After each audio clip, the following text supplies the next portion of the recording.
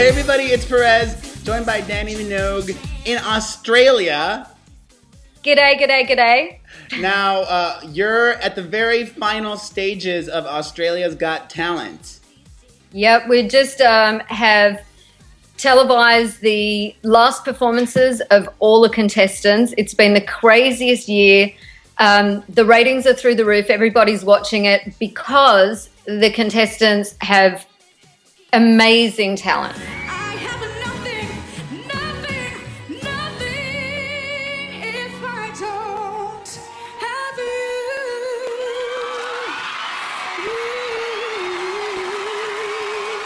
you. Is the results show next week? The results show is next Tuesday, and someone will walk away with $250,000, and that's going to make a massive difference to their lives. Little Jack Vidgen, 14 years old, is still in the competition. Yeah. And can you give your opinions on him, or are you not allowed to? When he sings, there's this energy in the room that is, I can't even describe it. And there's a lot of people who say, you know, I sing and I have a gift. And I think few people have a gift, and a lot of people are talented. With him, he has a gift. Now, we've only met in person once. That was at my birthday party. At birthday party. 3.5 years ago. No, that was a long time. I know. A lot fun. has changed. A lot has changed in your life since then. How would you describe these last 3.5 years? I guess kind of like being on an amazing ride. I just feel like I sort of got swept up and taken away, and the big part of that has been my boyfriend Chris, meeting him and just having so much happiness in my life, and then us having baby Ethan together. And you know, really that's what life is all about. The fun and the glitz and the glamour and the entertainment and being on TV is great. I absolutely love it. But there's this incredible sense when you have a baby that you think, oh, that's what I was meant to do. It's like every cell in your body is going, I've got this baby and I'm going to look after this baby, and it's really an incredible feeling.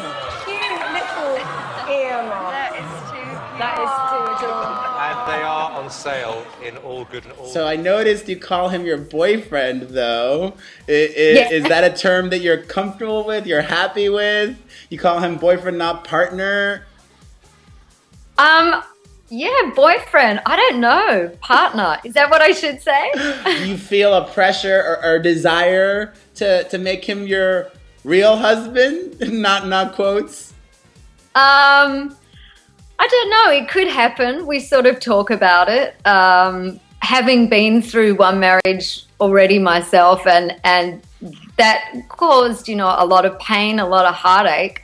I guess you get a little bit scared off by it, but it does come up. Now, having a baby, though, is something that has been a really positive experience, so much so that, have you talked about or want to have another? Definitely whenever I see other mothers with little newborns, I just go and I swoop on them and I scoop the little baby out of their arms. And I really sort of am so attracted to having another little one in my arms. But then when you think through the practicals of it, you know, having another little one, starting to wake up all through the night again when this one's just starting teething, the practicals of it, you just go, oh, okay, that's going to be really hard. But actually, you know, I am thinking about it. Now, in addition to being on Australia's Got Talent, you've been doing a lot of writing. You have a new book that's coming out?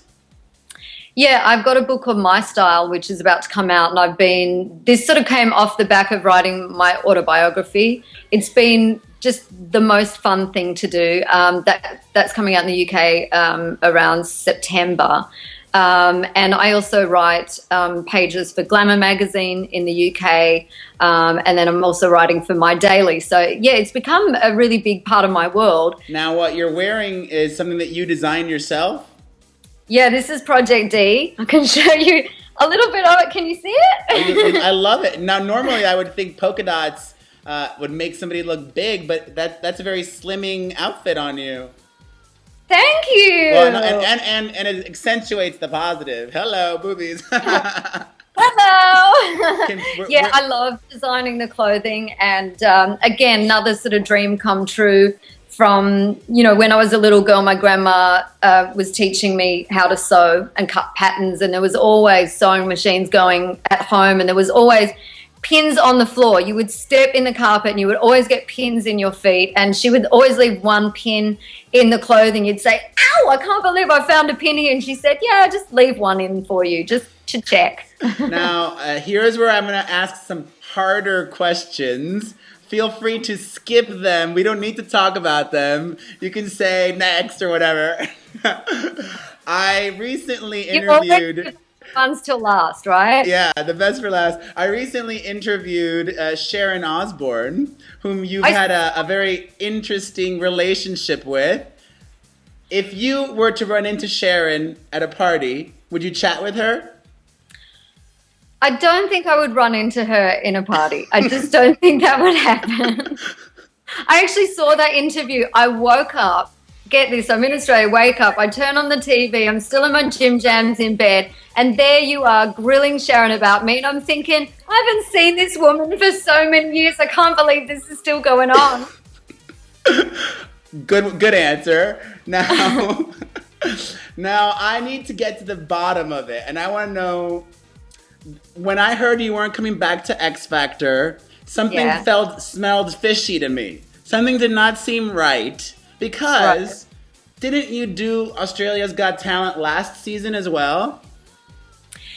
Every year I've done Australia's Got Talent, the dates in Australia have been different. The show's never been on at the same time of year. In the UK, programming seems to be very rigid. Like when you go to X Factor, it's going to be on ITV, it's going to be Saturday night. Whereas in Australia, you can have a top entertainment show. This year it's on Saturday night.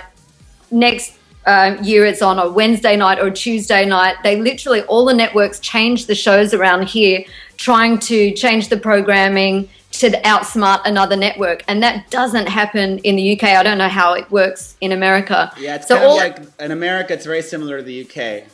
Yeah, it's very rigid. So all of the dates have changed here every year, but we knew those dates really up front with Australia's Got Talent.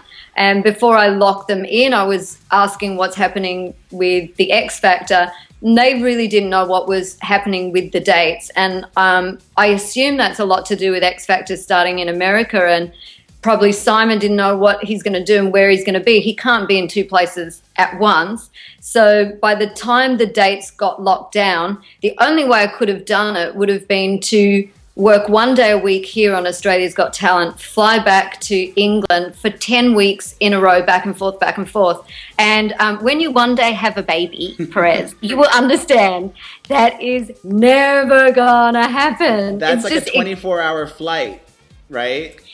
24-hour flight. There's 3 days jet lag either way. So I would literally be living on a plane for 10 weeks and jumping off at either end. And I couldn't possibly be a mum if I was doing that. And the most important thing in my life is, my baby and my family. And you can't just run away. And as I said to you before, like, TV is incredible. I love it, and my job. And I'm so lucky to have been able to do the things that I can do. But when you put that in front of your family, then you're only going to lose in the end. Well, fabulous. Well, I can't wait to see the finale of Australia's Got Talent. And I can't wait to read and look at your style book when that comes out. And thank you for chatting all the way from Australia. Bye. Bye.